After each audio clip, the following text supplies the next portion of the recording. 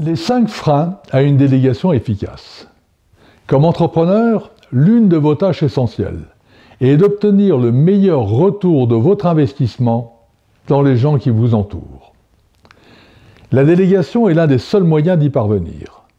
C'est la clé de l'efficacité de la communication, de la formation et du développement. C'est aussi la perspective pour vous d'une croissance sans limite grâce au talent que vous aurez mobilisé et à la liberté que vous leur aurez donnée de s'exprimer dans le respect de la stratégie définie. Pour bien déléguer, il faut accepter de faire confiance. Il faut aussi admettre que ceux à qui on délègue une fonction l'exercent avec leur propre style. Pour qu'une délégation soit efficace, desserrez donc ces 5 freins. 1. Je n'ai pas le temps de déléguer. Les gens sont parfois à ce point débordés qu'ils préfèrent faire les choses eux-mêmes plutôt que d'apprendre à les faire faire à quelqu'un d'autre. Or, enseigner aux autres est un investissement. Sacrifier 1 heure de son temps à expliquer une tâche quotidienne de 10 minutes qu'on n'aura plus à faire ensuite est d'une rentabilité exceptionnelle.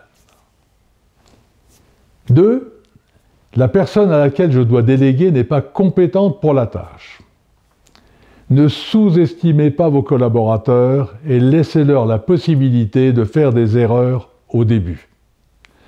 La plupart du temps, ils vous surprendront en bien ensuite.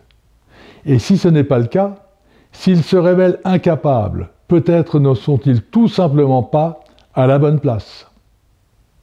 3. Pour que ce soit bien fait, il vaut mieux que je le fasse moi-même.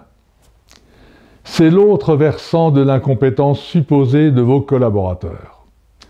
Ils ne feront pas mieux que vous, ni moins bien, mais différemment. Et votre temps, ainsi libéré, pourra être consacré au développement et à la création de valeur. 4. Les gens penseront que je ne fais rien si je le fais faire aux autres.